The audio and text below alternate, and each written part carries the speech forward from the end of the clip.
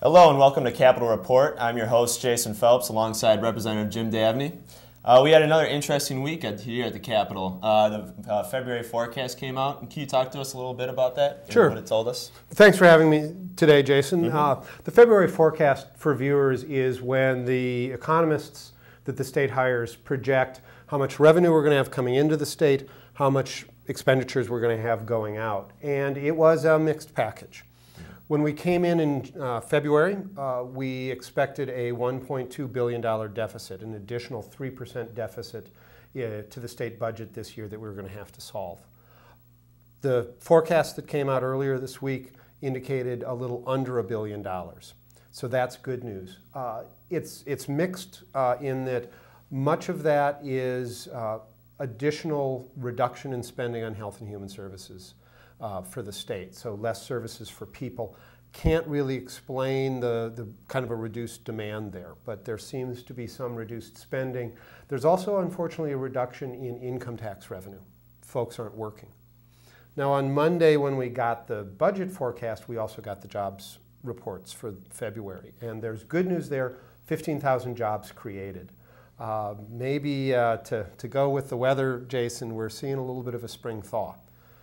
15,000 jobs created. We're at the very beginning of the construction season in Minnesota.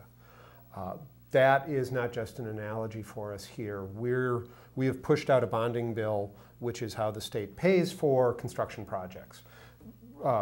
Maintenance on buildings across the state, new construction projects for things of statewide significance, buildings at the university, that sort of thing. That's the sort of thing that usually happens in May around here, at the very end of the session. We passed it in February. It's now hung up in the governor's office. He's threatened to veto. The legislature did something that I've not seen happen before. After we overrode the veto, they pulled back the bill. Or, excuse me, after he threatened the veto, we pulled back the bill so that the conversations could go on without that big crash, that big auto accident happening at his office. So we're trying to get him to be clear about what he wants and also be willing to compromise and negotiate. Along with this bonding bill, are there any other initiatives that the House is taking to kind of spur job growth this legislative session? It really is the focus of the session, Jason, as you know. There's another bill coming through with a package of different tax incentives, temporary things generally, looking at some tweaks. What can we do to particularly to spark business growth and opportunity and job growth then and opportunity outside of the construction industry. It's easy to do in construction. We bond for it. It's more, we're more direct and hands-on there. It's trickier in other areas. One of the initiatives that I'm carrying, the Angel Investor Tax Credit, is to get successful business people in Minnesota working with the folks with the new cutting-edge, innovative ideas and providing them with funding to get those new businesses off the ground, as well as the benefit of their expertise across Minnesota.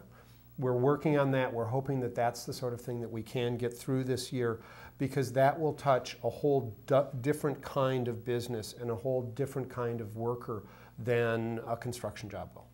And at this point, your initiative has a bipartisan support, right? You know, strong bipartisan support, literally from the governor on down. So I'm as optimistic as I can be, given that it's still March. Well, it sounds like you guys are doing some great things to spur job growth this session, and we look forward to talking to you again. This has been Capital Report with Representative Jim Davnie. Thank you.